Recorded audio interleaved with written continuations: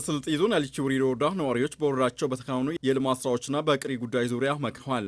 ነዋሪዎቹ ባለፉት ዓመታት በሰሩ ማህበራዊና ኢኮኖሚያዊ ስራዎች ተጠቃሚ መሆናቸውን አመልክተዋል። በመሆኑም የተጀመሩትን ስራዎች ከዳር ለማድረስ ቁርጠኛ መሆናቸውን ነው የተናገሩት።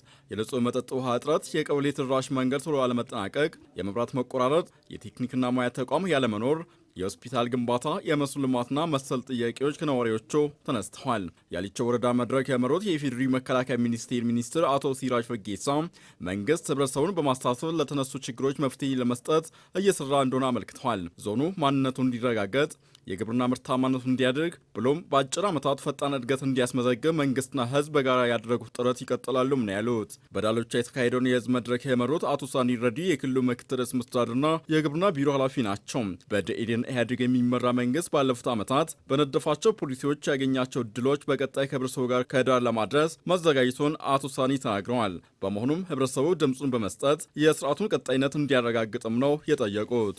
በተመሳሳይም የመንግስት ኮሚኒኬሽን ጉዳዮች ጽህፈት ቤት ኃላፊ ሚኒስትር አቶ ሬድዋን ሁሴን በስልጤ ዞን ሳንኩራ ወረዳ ከህብረተሰቡ ጋር በልማትና መልካም አስተዳደር ጉዳይ ዙሪያ ውይይት አካሂደዋል። የመድረኩ ተሳታፊዎች እንዳሉት በወረዳው እየተካሄዱ በሚገኙ በማህበራዊ ኢኮኖሚያዊና ፖለቲካዊ ዘርፎች ተጠቃሚ ሆነዋል። በወረዳው እየተካሄዱ የሚገኙ የልማት ስራዎች እንዳሉ ሆነው ከመብራት ከውሃና ከኔትወርክ መቆራረጥ ጋር ተያይዘው የሚታዩ ችግሮች ሊፈቱ ይገባልን ብለዋል። የቴክኒክና ሙያ ማሰልጠኛ ተቋምና የመስኖ ልማትም ከተሳታፊዎቹ የተነሱ ጥያቄዎች ናቸው።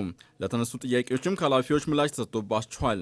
የመንግስት ኮሚኒኬሽን ጉዳዮች ጽህፈት ቤት ኃላፊ ሚኒስትር አቶ ሬድዋን ሁሴን በበኩላቸው የዞኑ ህዝብ እንደ የትኛውም ኢትዮጵያዊ ባለፉት ስርዓቶች ማንነቱን አጥቶ መቆየቱን አውስተዋል። በአሁኑ ወቅት በህገ መንግስቱ በተረጋገጠው ራስን በራስ የማስተዳደር መብትን ተጎናጽፎ ባህልና ቋንቋን ማሳደግና ማልማት መቻሉም ነው የገለጹት። መላው ህብረተሰብ ከደኢህዴን ኢህአዴግ ጎን በመቆምም የተጀመሩ የልማት ትሩፋቶችን ማስቀጠል ይገባዋልም ብለዋል።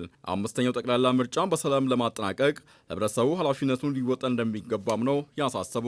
በተመሳሳይ ዜና በህዝብ ተወካዮች ምክር ቤት የመንግስት ረዳት ተጠሪ ሚኒስትር ዴኤታ ወይዘሮ ሙፈሪያት ካሚል በዞኑ ከወልባላ ወረዳ ህብረተሰብ ጋር ውይይት አካሂደዋል። የንጹህ መጠጥ ውሃ አቅርቦት፣ የመንገድ ችግር፣ የመብራት መቆራረጥና በግብር አከፋፈል ላይ ያለው ክፍተት ሊቀረፍ ይገባልም ነው ያሉት ተሳታፊዎቹ። መድረኩን የመሩት ኃላፊዎችም ለተነሱ ጥያቄዎች ምላሽ ሰጥተዋል። የተጀመሩ መንገዶች እንዲጠናቀቁ ይደረጋል፣ የመብራት ችግርም በሀገር አቀፍ ደረጃ የሚፈታ ይሆናልም ነው ያሉት። ህብረተሰቡ ምርታማነትን ለማሳደግ ቴክኖሎጂን የመጠቀም ልምዱን ማሳደግ ይገባልም ብለዋል። ህገወጥ ስደትን ለመከላከልም መስራት እንደሚገባም ወይዘሮ ሙፈሪያት አሳስበዋል።